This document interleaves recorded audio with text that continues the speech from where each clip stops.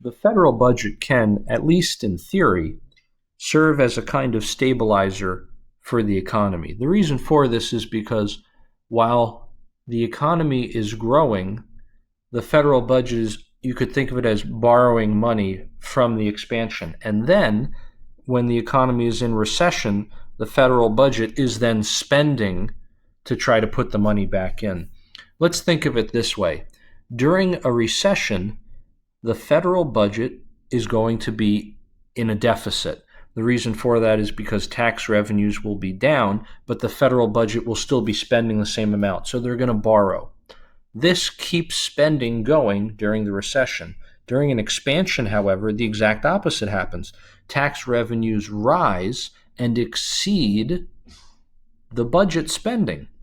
What then happens is this extra tax revenue, you could say, is accrued and saved, at least in theory, to then be spent during the next recession.